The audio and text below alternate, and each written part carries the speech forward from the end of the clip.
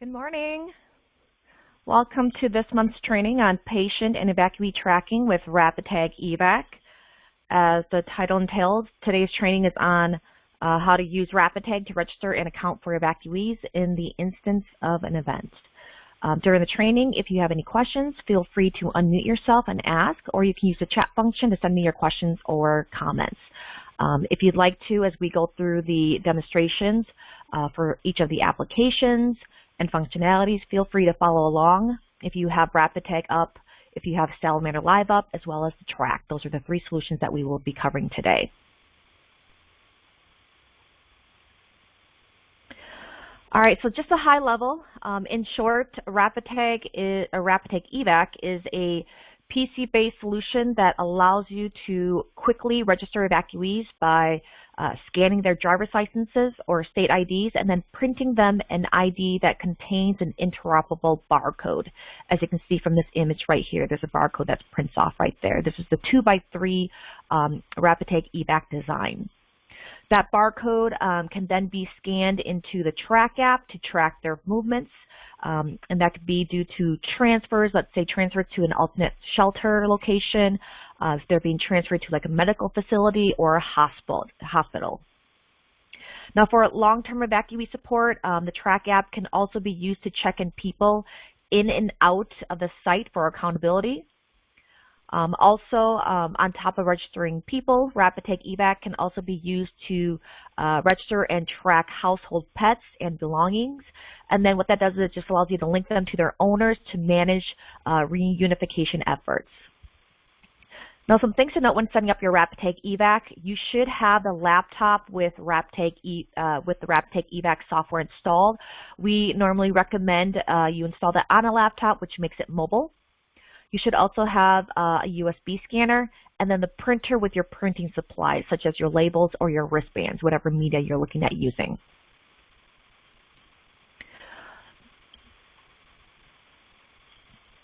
Now, before using Rapidtag EVAC, I want to talk a little bit about medical reference data. So medical reference data, this has to be entered into Salamander Live so that you have a defined set of values to use within the Rapidtag EVAC software. So medical reference data basically is just that. It's just data that defines the set of those values to be used by those data fields within Rapidtag. So there are certain fields such as gender, facilities, also known as destinations within Rapidtag EVAC, special needs, and triage priorities that you'd have to fill in, as you can see from here. So these are the ones that you can fill in right here. There are some that we won't cover because those are actually for legacy software, but reference incidents is a great one as well too. So we'll walk through this so you guys can actually see what that looks like.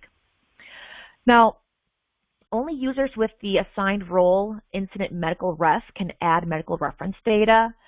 The incident medical ref role is only going to be visible to accounts who have purchased Rapidtag EVAC. And what we do is when you purchase this, we automatically assign it to the main Salamander Live account administrator, usually the contact. From there, the contact or the main account administrator can then assign that role to any other additional users to get them access to this and manage this data.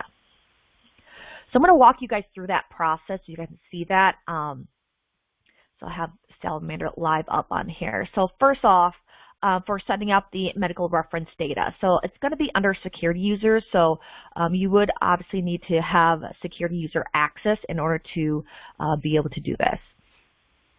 All right, so I'm just going to scroll down to my username right there. And you're going to see it right here. So if you scroll down, you're going to see, if you go under the roles section, you should see it right here. So if you've purchased Rapidtag EVAC, you should see this role called Incident Medical Ref. And what you want to do is you want to assign that. So that has to be an additional assignment on top of an administrator or any other role.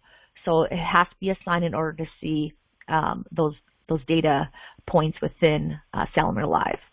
So you assign it to the organization which they need to have access to. And then if there's any children organizations, make sure you tap plus and then add that in. Okay. Once a person has access to manage the medical reference data, it is going to be in version 1. So this we have not completed the actual movement and transfer of this data over to version 2 of Salamander Live. So as of today, you will still need to go into version 1 to manage this data. So I recommend, if you are going to be going in here and managing that information, I recommend that you save both sites on here so that you know that version 1 you'll have to go in here and manage that information. Just know that no other updates are being done to version 1. All updates are done to version 2. So continue using version 2 for all your other needs, but for version 1 for just medical reference data. So I'm going to log in here. I'll show you exactly where this information is located. So once you log in, what you want to do is click on any one of these tabs. So you can click on Personnel List, Equipment List, Organization List. So I'm just going to click on Personnel List. You have to click on one of those to get access to the medical reference information, which pulls up under Admin. So at the very top right, you should see an Admin menu. Now you'll know instantly if you have medical reference data because it's listed. If you go to Admin and you still do not see this section, it's because you haven't been, again, supplied the permissions in order to see this.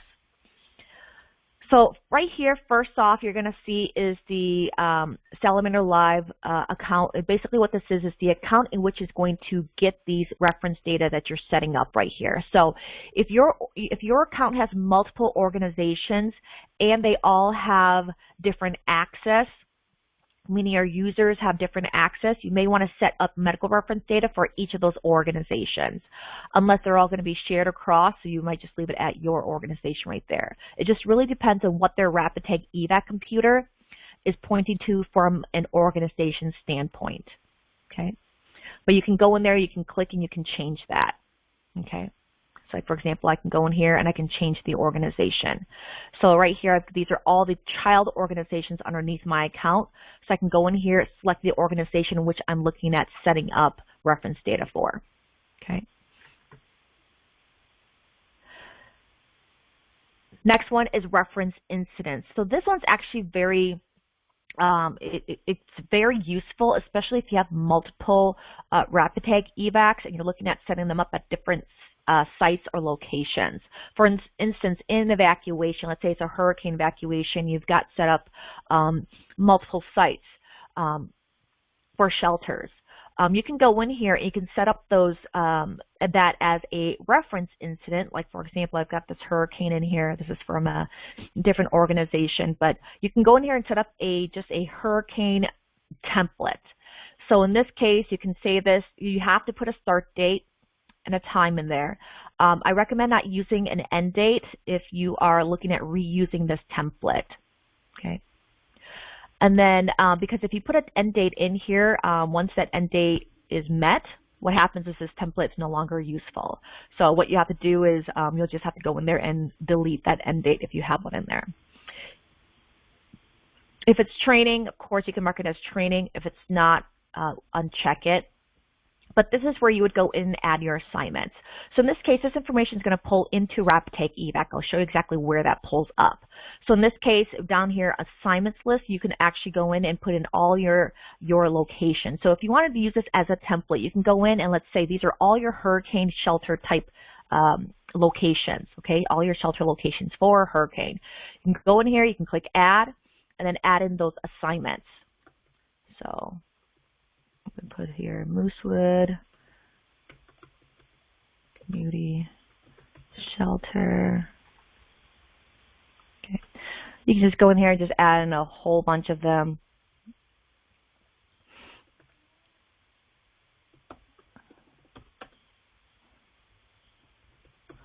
Okay.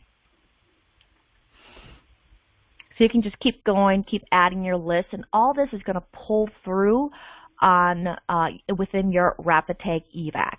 So in this case, what that does is it allows you to go in and assign what the default assignment is. So in this case, if you have that multiple RapidTag EVAC solutions, one RapidTag EVAC could be at, let's say, for example, Alpine Gym to register people. And then you would have another at a different site for the Moosewood Community Shelter to register all those people that are going to be sheltering there.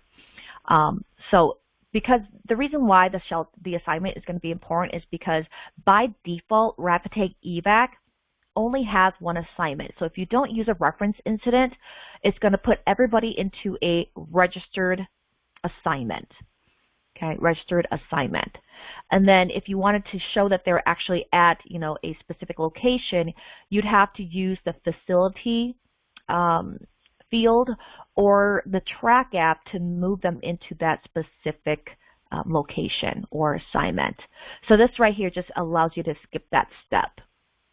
So I recommend this if you guys are, are using multiple Rapidtag EVACs to go in and set up your reference incidents. And you can do this for all different types of scenarios, all different types of events. Or so a hurricane, you can do one for tornado. If there's a fire, if there's flooding, you can set it up whichever way that you like in there.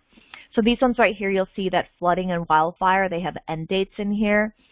This one obviously is till 2025, so that's still available. But this one, if I logged into Rapid, or if I go into Rapidtag EVAC, I'm not going to see one for wildfire because it ended in 2020.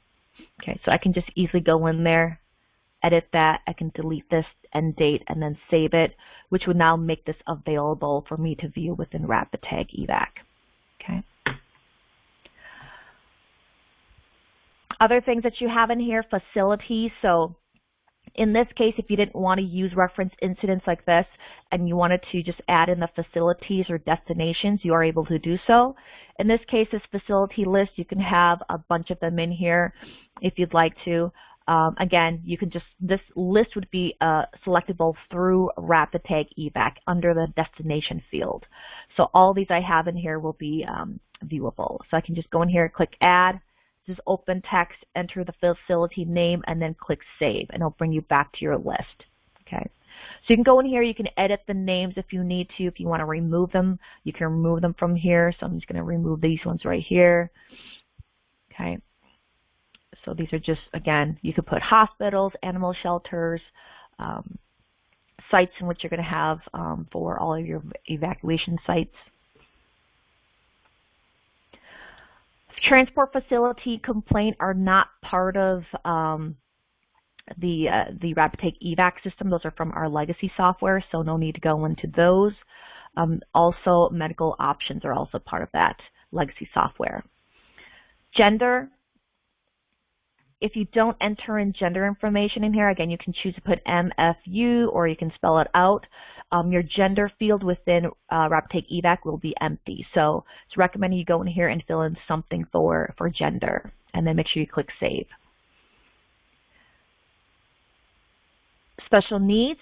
So in here, if you want to collect special needs in here, you definitely can, depending on your area. So I just put in here, and this is something that I created, but you can create your own list based off of the special needs that you like to do. If you're in a higher altitude area and they need oxygen, or let's say you're doing a fire template and you want to put in here for oxygen and things like that, feel free to add those in here. So it's simply as clicking add and then putting your special needs, so the name of the special need, the code, which is something that you make up for that, and then the sort order. Sort order is where you want it to appear in that list. I recommend that you put one called none in there because this is the very first one that's going to appear within that list. If you don't have a none one as number one, what's going to happen is, let's say you have vision impaired, that's going to be the default. So everybody that you go in, if you don't change this, is going to be vision impaired. So I recommend that you have a none in there as the default. And then if you want to select something, you can just, click the drop down and select something else from your list. Okay. So it's up to you guys on how you guys want to complete this, what kind of special needs you want to add in there. Okay. And last but not least is triage levels. Okay. Triage levels in here. So in here, this one is delayed.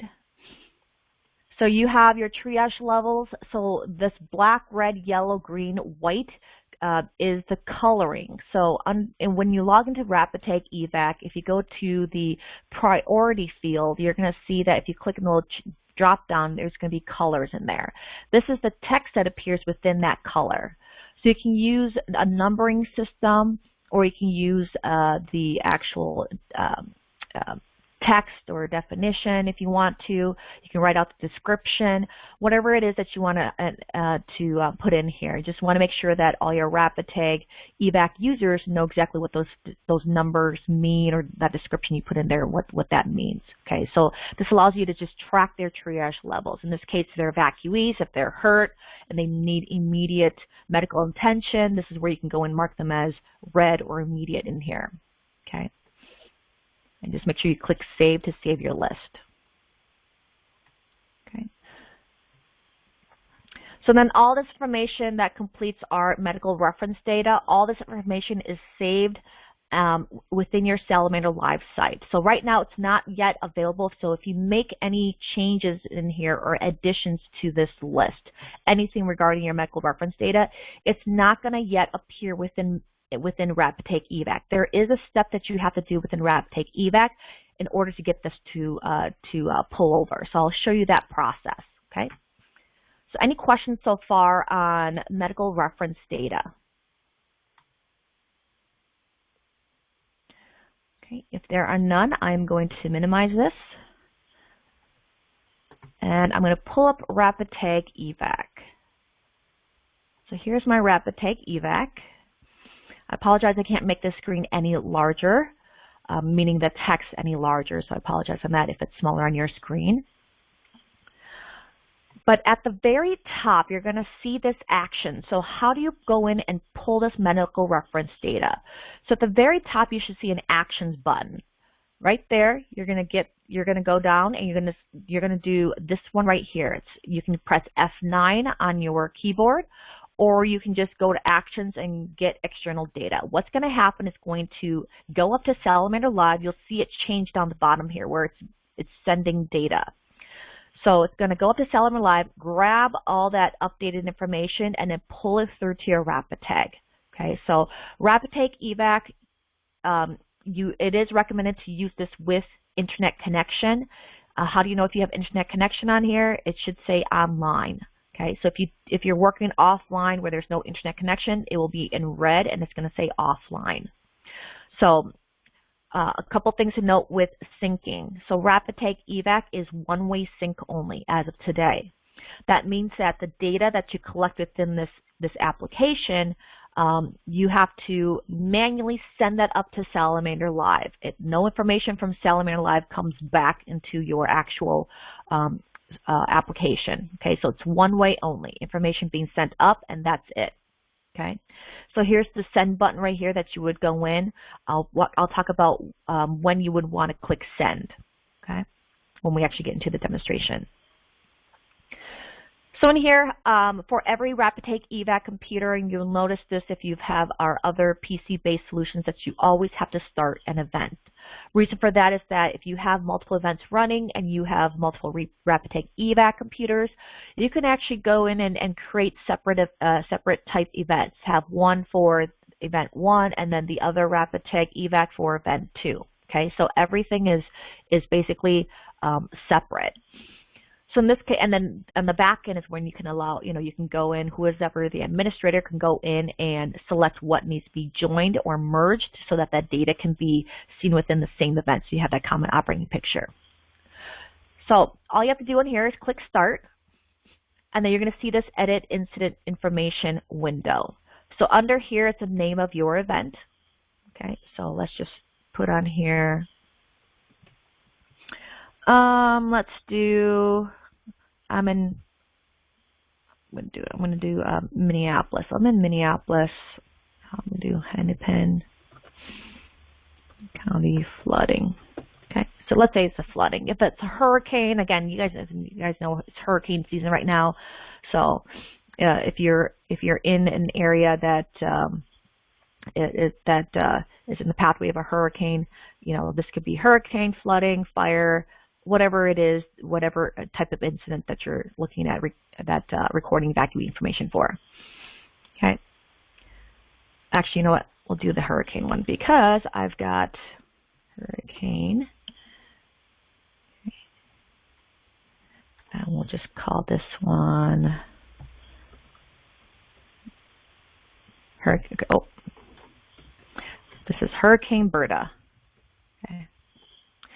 All right, so incident, if you set up a external incident, this is going to pull down your list. If you remember, this is what our list is from Salamander Live version 1. So we got the evacuation, flood, hurricane, tornado, and fire. So if I select on hurricane, it's going to allow me to choose those 2 assignments. So you see that? Those 2 assignments I put in there under the medical reference data is popping up on here. So this is saying, choose my default assignment. What is the default assignment I'm going to be putting these people into? So you can only select one. So is my Rapidtag EVAC set up at Alpine Gym, or is it set up at Moosewood Community Shelter? So let's say mine is set up at Moosewood Community Shelter. Okay, so that's the default assignment I'm going to select. That means that everybody that is registered into my Rapidtag EVAC computer is automatically going to be put into Moosewood Community Shelter. So it's whatever site that you're at, that's what you're going to select there as your assignment. So if I had another shelter site, and let's say that was at the Alpine Gym, that user over there would select Alpine Gym. So it helps separate the 2 different locations for evacuee management. Okay, I'm going to click OK, and there it is, Hurricane Beta, or Berta, and then that's the name of the event, and now we can start registering people. Okay, so 2 ways you can register people. You can do manual, so right here you can click register and start filling in their information. So again, in Evacuee, if people are just evacuating and they quickly evacuated and they didn't get a chance to grab any of their information, this manual ad allows you to go in there, ask them the questions, and then fill in the information. The other option is by scanning it. So if they have their driver's license, you can scan in their driver's license or state IDs to pull that information in. Okay, so not all driver's license can be read through the system, though. We have not updated our Rapidtag EVAC software to have the new reader in there like our Rapidtag software has. So if it's a newer ID, for example, if they have the enhanced driver's license or real ID, unfortunately those are not going to be readable through this system yet. We are looking at updating it so that it does read the new licenses. So it's super simple in this case. I'm going to pull up some barcodes really quick here. Let me pull up my barcode.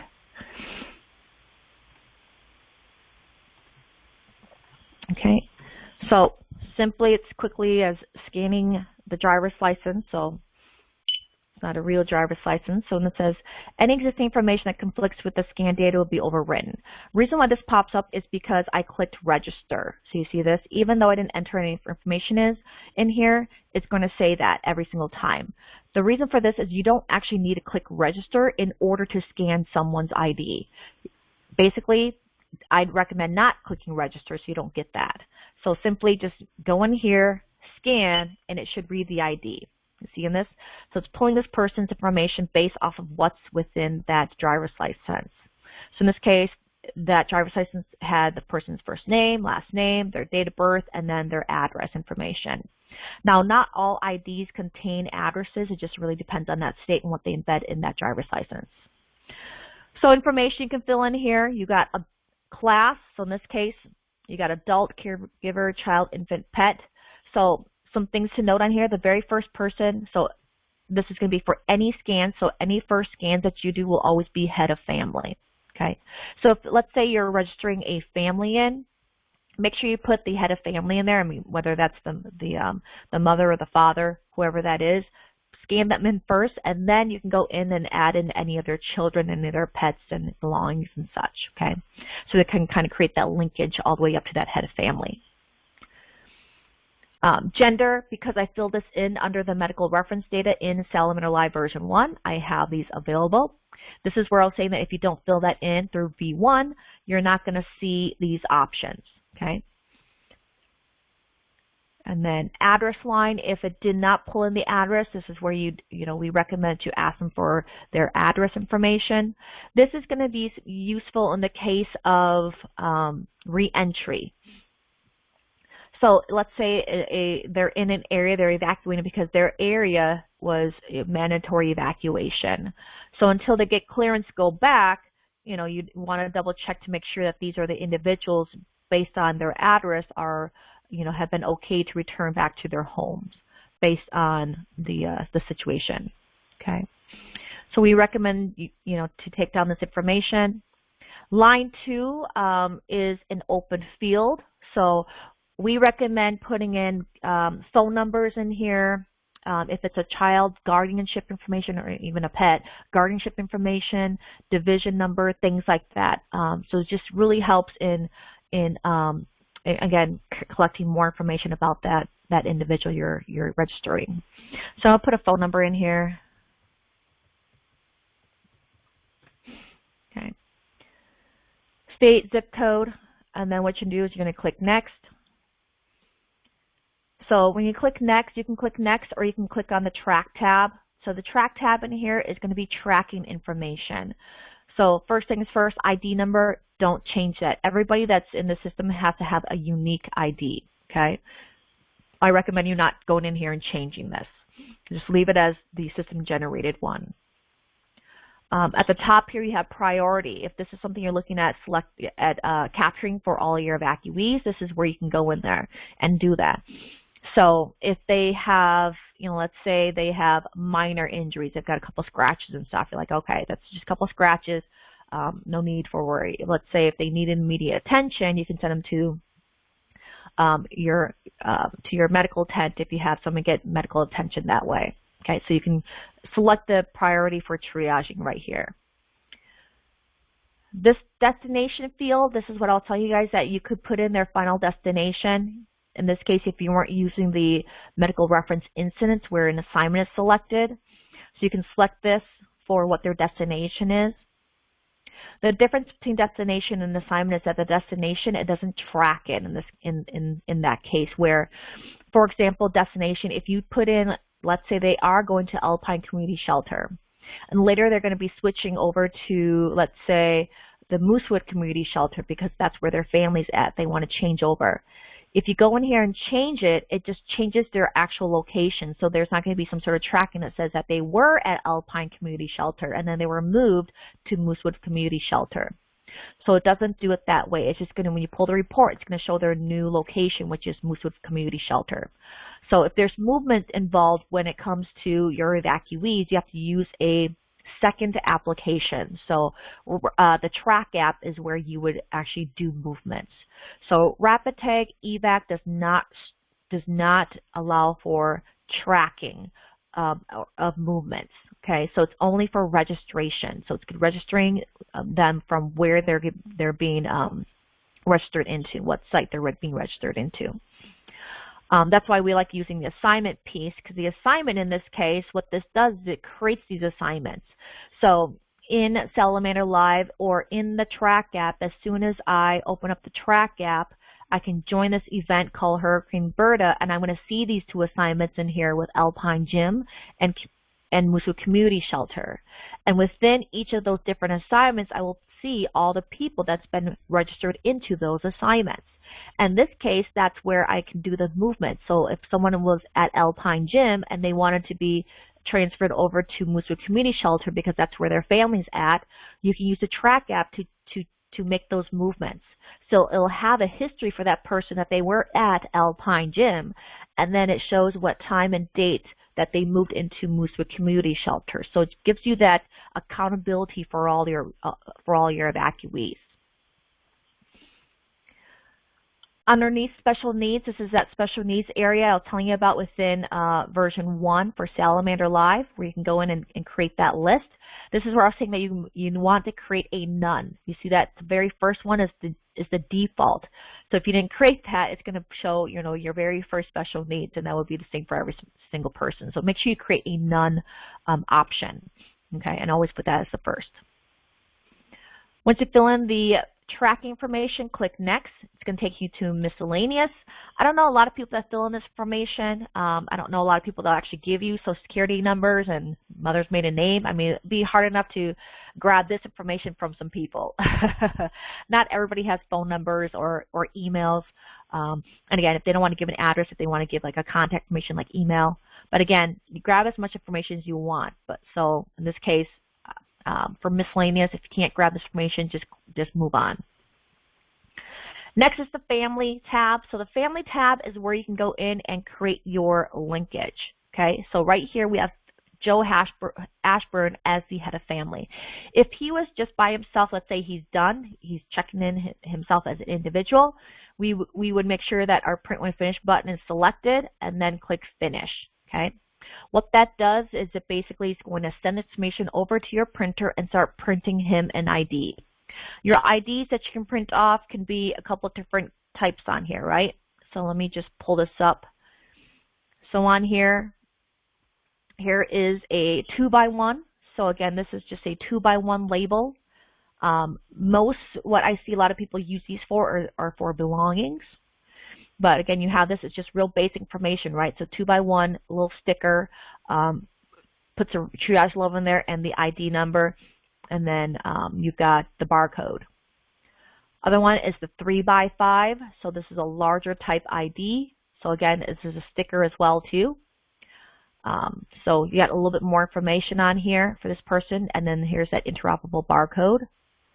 The one that we see most people using for Rapidtag EVAC is going to be wristbands, because this is easier to put on people and have people keep it on them.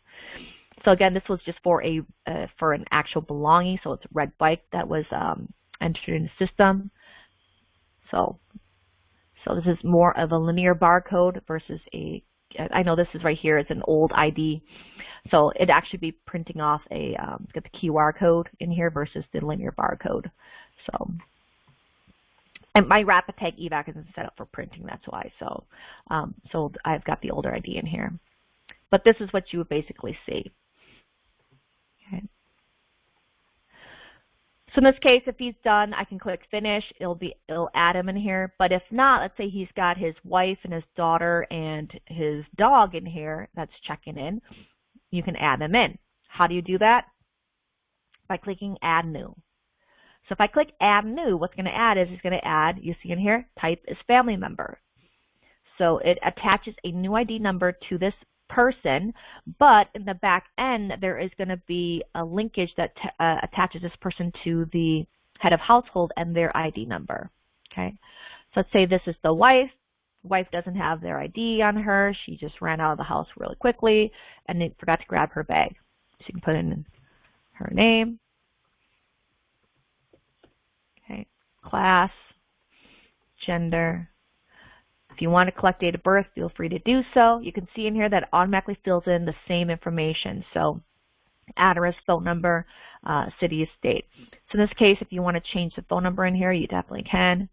Let's say hers is 09. Tracking information, is she going to the same place? Is she injured? You know, if she's uninjured, put that as that. If she has any special needs, you can put in special needs in here. Let's say she is in a wheelchair. Okay. Assignment, same assignment. So in this case, you see in here you have your assignment selections from here if you need to. But again, you're at Moose Community Shelter, so you wouldn't be changing this. Miscellaneous again, and then click on family, and there she is. You'll see that she's been added in there, Charlotte Ashburn. We go to the next person, look at the child. So let's say this was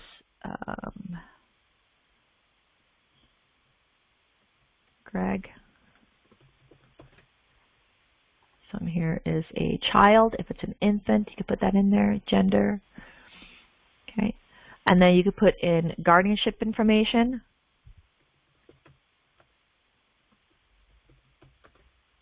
And that's his phone number. You see that's the default. That's the head of household. I can click next. Is he injured? Does he have any special needs? And then just click family. As you know, miscellaneous doesn't have anything, so you can actually just click the tab, and there he is. You can add the dog. So what's the dog's name? Okay. Let's see, Rover. Last name, if you want to put the last name of their guardian, feel free to do so. I know some agencies will put like Rover dog in here, dog, and then they'll put like Ashburn or something in there. I've seen people do that, or they'll put like middle name as dog, and then Ashburn. Pet. Okay. And then I'll see people put in here too. Dog, and then owner. So again, you have your different options on here for line 2, but again, use this in case, put a SOP in place so that they know exactly how they should be entering this information. So it looks the same across the board between all your different locations or all your different users as using this. So they know that there is a format that they should be using for line 2. And of course, an SOP for all the fields that are required to be completed. Tracking, if it's going to the same location. So if let's say that site is a huge site with multiple buildings. One building has, for people, one has, one for owners and their animals. You can choose the same location if you want to.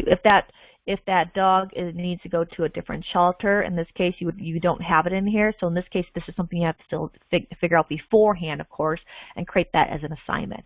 Now, in this case, let's say that the shelter doesn't have a place for animals. They need to get transferred or moved over to a different site. Now, if you wanted to, you can go in here. So you can have whoever's managing Salamander Live go in here and enter in one for reference incidents. However, it's not going to come over. The only place where it's going to move over is going to be facility right here, which is destination. So it has to be done beforehand. Okay.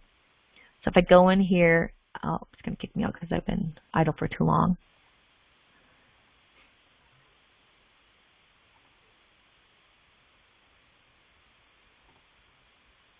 Reference incidents. My hurricane one.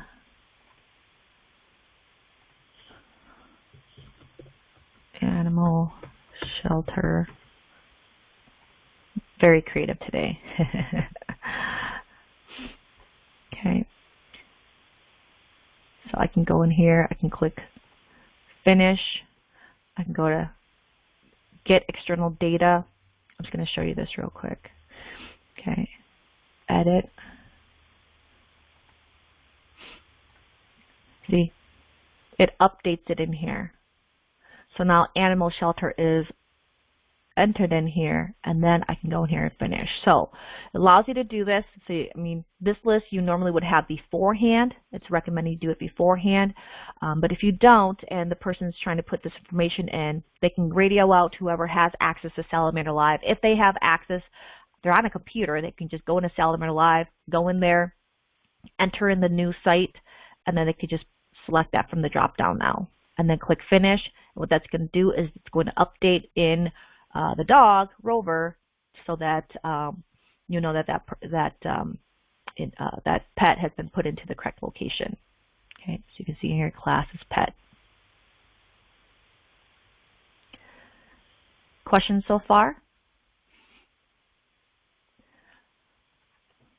I'm going to do another one here. I'm going to scan in a person real quick here. Let's see.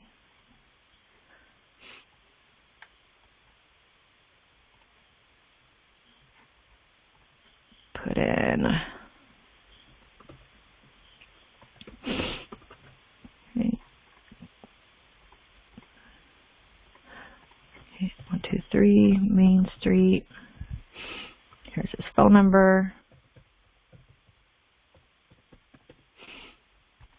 City.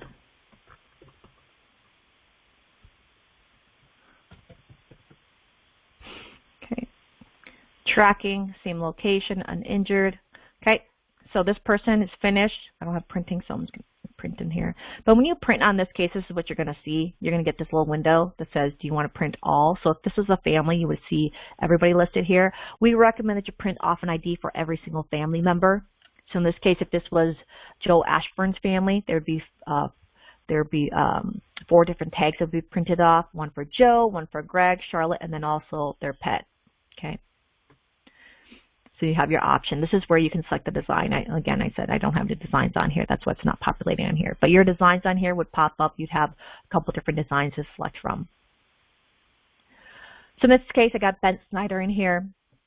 Let's say an hour later, someone else comes in here. So like, let's say his sister comes in here and we want to join them together. You can definitely do that. You can go to Ben. So you can go to Ben in here. In this case, it just lists everybody in alphabetical order. I can go into Ben, I can edit, and I can go to family and add her in, so his sister in here if I wanted to. So Katie, see that? So that's another way to do it. And then her phone number. Okay, same thing, tracking, family, you'll see in there, added. Another way that this happens is in the case where you have two people that's set up separately. In this case, I'm going to add in, let's say, their other sister. She's going to be in here checked in as an individual. So let's say it's Jessie.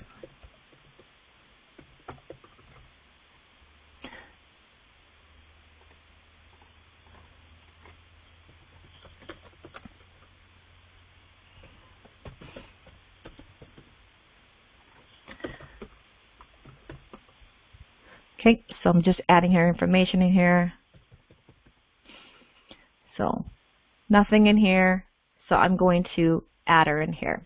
So in this case, if there are two in here and they figure out that they're family, you could add them in afterwards. Okay, so again, you say, oh, my brother and sister Ben Snyder, Ben Snyder and Katie Snyder, have they checked in? You can. Fortunately, there's no searching function within RapidTag EVAC, so you'd have to just go through your list and look. You can look at a report, so you can go to Salamander Live, pull up the report for all your evacuees, and do a search that way. That'd be a lot easier. And then that will tell you whether or not that person has checked in, because you can verify on that report with the address and all that stuff if that person has checked in. If they have, then you can go into RapidTag EVAC, go through your list, it's alphabetical order, find Ben Snyder, and then link the two records together. How would you link the two records? By going into the head of household, in this case, Ben Snyder, click edit, go to family, and then search. So search in this case, you can search by first name, last name, ID. So if you have that person's ID on their wristband, you can just type that in here. In this case, I'm just do last name, search, there she is. I'm going to click on it. So I just verify that the ID number right there matches her wristband. Click on it, and I can click add. And it's going to link now Jessie Snyder to her family. So this will help with reunification and keeping family members together. So those are just a couple different ways in which you can link records when you're adding people in, because you may have people registering at different times. Okay. Now, I forgot to mention on this, when would you click send? So I recommend that you guys click send every single time that you finish entering someone into the system. Just click send. You'll see right here it says sending data to Salamander Live. So I just recommend that after every single registration is just click send. It just helps you remember to do that every single time versus waiting till you do like 10 people and then click send. So that way your Salamander Live always has the most updated information from your computer with all the new people. If you need to reprint someone's ID, simply select their name. So let's say Charlotte lost her wristband. You need a new wristband for her. Just simply select her name and click print. And then you can reprint a new ID for her. You'll see in here it shows all the family members, which is really nice. So you can verify if anybody else within the family needs a new ID as well. Okay. So if you want to select multiple people in here, you can. So all basically is just selecting for everybody that's selected in this case. Just by holding down the control key, you can select more than one. Okay. So in this case, all this data is being sent up to Salamander Live. Salamander Live users can go in there, review the reports if needed. All right, so let's talk about movement. So as you guys can see in here, these people have been registered in to that Moosewood shelter, okay? So what happens if they need to be transferred over to a medical facility? Let's say the medical attention they need, you guys need more help, and the hospitals are open, and you're able to send them there for medical assistance. Or let's say that you have an individual that wants to go to another location. They leave. Or let's say it's a long-term, let's think if it's a long-term evacuation, they got to go to work, right? So if it was a volunteer evacuation and they're still needing to go to work, in this case, and you want to somehow track them as they go in and out of the site. This is where the Track app would come into play. Okay, the Track app. So we recommend that you have a Track app at the site as well. So on top of your RapidTag EVAC system, your equipment that comes with that, and all your printing supplies, we recommend you at least put a Track app, at least one, at that location to help with track movements. So the Track app, if you're new to this, the Track app is a mobile application that can be downloaded to an Android or iOS device. As you know, the Track app is generally used for tracking Salamander credentials for responders, moving them into an assignment and then reassigning them as needed. But from an evacuation standpoint, you can also use this to manage and track evacuees. Okay, so you can scan the evacuee's barcode on their wristband or on their ID. You can also manually move them from different evacuee-based assignments as needed. So I'm going to show you guys that process, okay? So let me just pull up my Rapidtag, or my Track app. So here's my Track app. Okay. So usually for long-term type events, so if you're supporting a long-term type evacuation, we always recommend to keep these separate from your actual main event that has all your responders there. Only reason why is because your events that is managing your responders, those we always recommend closing those out based off of your operational period. So if your operational period runs, for, let's say if it's a long-term event, say it's a hurricane and you have to leave that event running for, a couple weeks or a month. In this case, for cleanup and all that stuff. Let's say that your operational period is a week. After the week is done, you'd close out that event and then you restart a new one and rescan in all your responders or workers or volunteers that are there to assist. In this case, you don't want to do that for your evacuees because they're not going to change. They're there for more long term. So you'd keep that event running as a secondary event. Don't close that out if that's, if they're there for 3 months, they're there for 3 months. It's just going to have the same individuals in there. It's going to track their movements as they move in and out of that site. Some may not even leave. So that's why we don't want, we don't recommend you closing out that event. So in this case, Hurricane Beta, you can put this, you can name it as what you guys want. If you're running 2 different separate events, you can put this as Hurricane Beta and then evacuees on here. So it shows that this is the evacuee one. You can put one, you can name one something else so that you know that that's the main event for responders. In this case, here it is. You'll see in here, my Track app pulled up the event, and this is just for evacuees. You'll see the numbers on here. So started, time, date, how long it's been running for. I can join this. So if I join the event, I'm going to see all the people that's been checked in so far. In this case, I could see people that's been checked in for, sorry about that. My computer's just a little slow on the mirroring. So if I had multiple RapidTag EVAC events and also computers, so this is only showing my one computer, but if I had a second location that was also running RapidTag EVAC, you'd have to go into Salamander Live here, so version 2. So this is where you go to version 2, log in. So if you want to see them on both, so you have all the data flowing into one event, Let me just make this really small so I can move it off here. I'd go into events.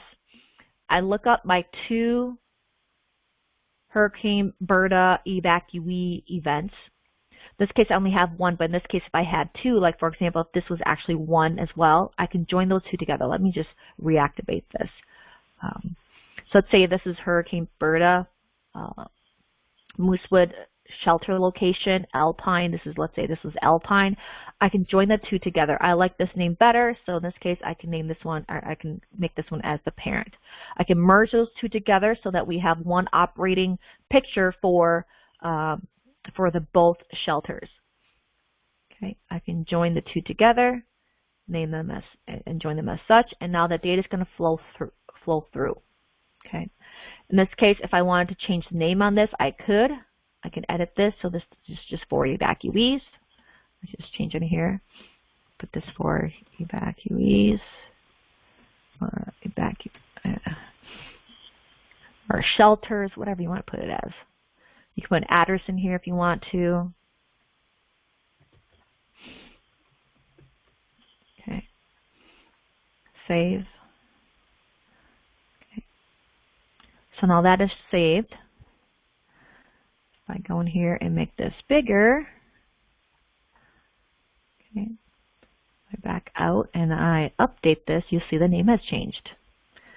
Hurricane Berta evacuees.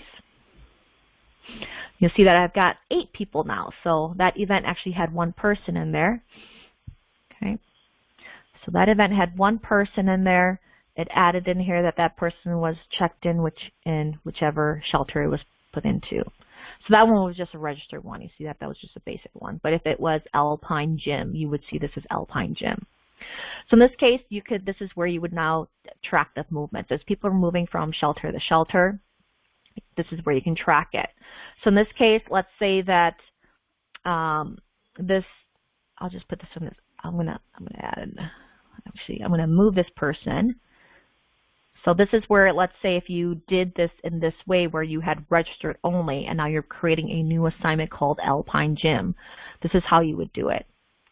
So let me go through that process again. So all you're doing is you're tapping on registered, tapping on the evacuee's image, which looks like a person running, and then tap on the move icon at the very top right with that arrow, and then create the new assignment. So this is Alpine Gym.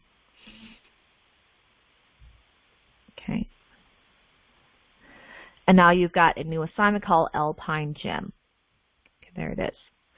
So in this case, this is where you could scan people in and move them into their new assignment. So it could be part of your SOP. If, when you're checking people in, you can first question you can ask them is, have you already checked into a shelter site? And they're like, nope. Okay, great. So you know that they're a new person. If they say yes, you could ask them like, where were you at before? And they're like, oh, I was at Moosewood Community Shelter, but my family are here and I want to be with my family. You'll say, okay, I can get you checked in. In this case, they should already have a wristband from Moosewood Community Shelter. In this case, what you would do is you would just tap on Alpine Gym and then tap the scan button and scan their ID.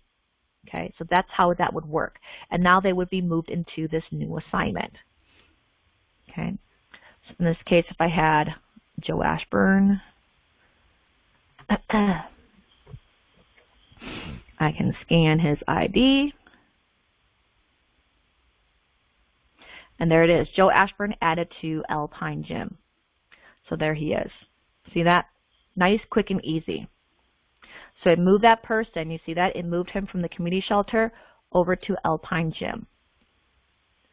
Now, in this case, you could also add like a check out assignment as well, too. So if this is, again, a long-term evacuation and people are still needing to go to work and things like that, you want to track them as they move in and out of that site, you could put a checked out type assignment as well. Let's say they are going to work. You can create one called Moosewood Community Shelter Checked Out, and you can still move people in that way.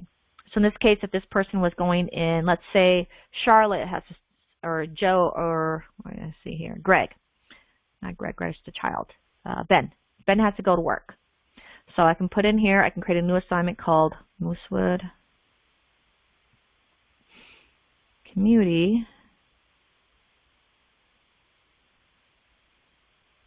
Shelter. I know it's a long name. Checked out. Okay. So now this person is checked out for the day. Okay. So he goes to work. He's being checked out. When he comes back in, you can scan him back in to community shelter. Okay. So then that way you can track as people move in and out, in and out, in and out. Now, if the shelter is closing, this is where you can go in and create an off-scene assignment if you wanted to. Doesn't really matter in this case. It's just verifying that nobody is there at that site no longer. So in this case where, you know, it's safe for everybody to go back home, you're closing out the shelter, clearing it out. You know, you can move everybody to the checked out assignment. This is where it can come into handy where you have a checked out assignment. The reason why is because you can't track everybody that's going in and out. Sometimes they're going to leave without letting you know. And again, you're only liable for them when they're in that shelter. Once they're out of that shelter, they're kind of out of your responsibility in most cases. So in this case, everybody that you check out, so again, they would be standing in line. Let's say you're closing it out. You have everybody stand in line. You activate this assignment. You tap your scan button, have your camera stay on. You scan, scan, scan, scan, scan, scan. It just moves everybody into that checked out assignment. Anybody that was not checked out in this case,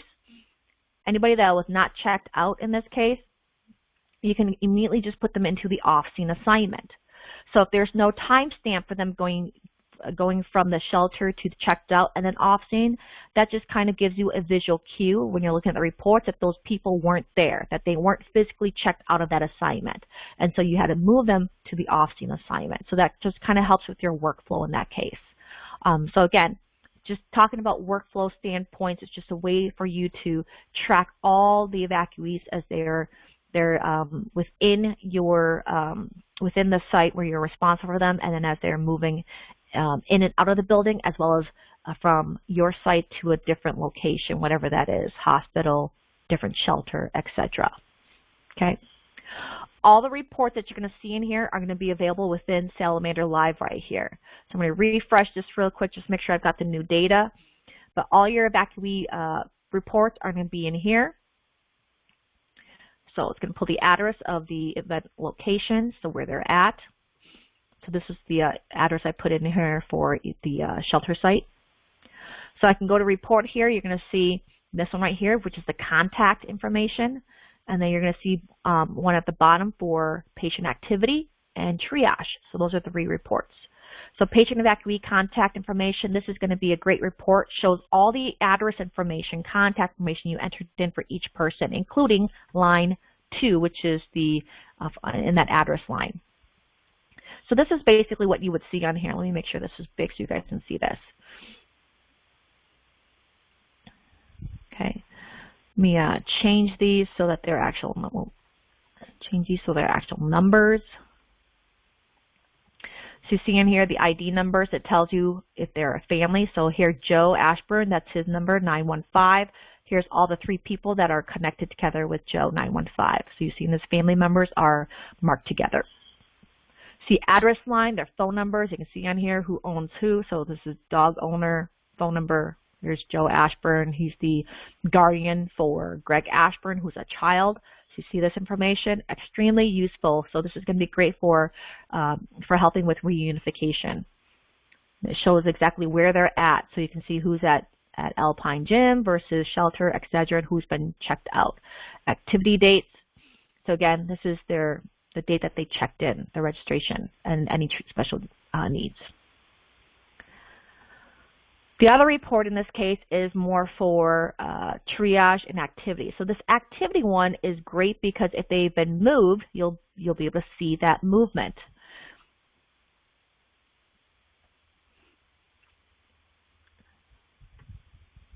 So you can see the PDF version, you can see the Excel version. So let me make this a little bit bigger. They both look almost the same. So you can see here, you can see their movement. So this is what the Track app allows you to see and allows you to do.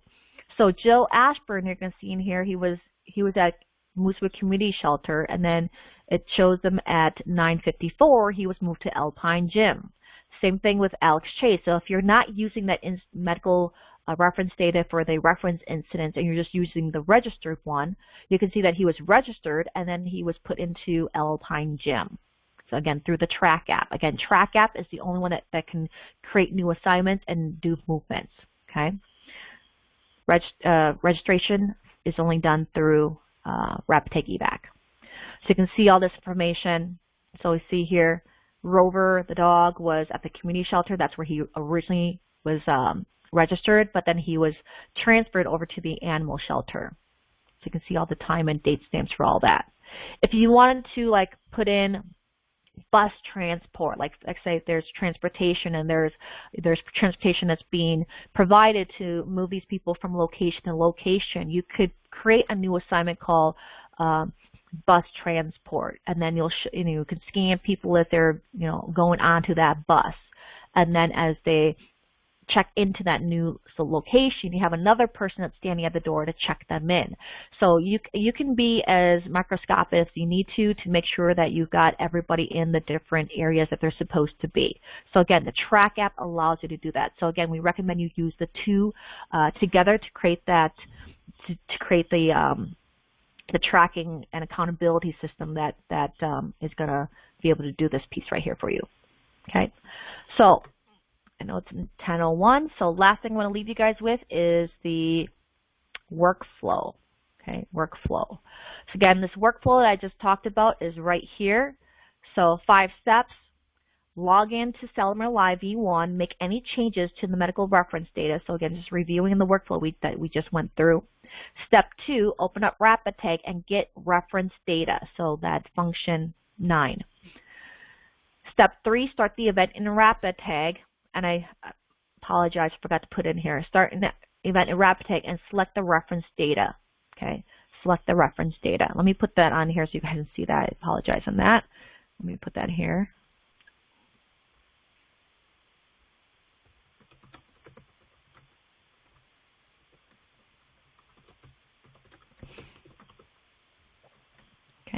Okay, now I have it. I can set it back up. Okay, and then select the reference incident. So here, start the event in Rapidtag EVAC and select the reference incident. From there, just start registering evacuees and print them an ID. And then step 5, use the Track app to track their movements. So this is basically going to be the workflow for this. Okay. Any questions? Any questions?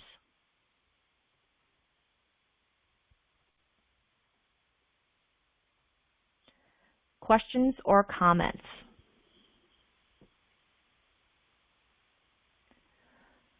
Okay. No questions. Thank you all so much for joining me today.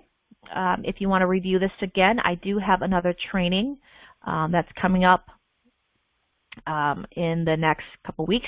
Same thing. So if there's other people that you think, within your group or your team that should join this to learn how to use it, please come back and join me on June 22nd at 11 a.m. Central. So June 22nd, 11 a.m. Central is when I'm going to run this again.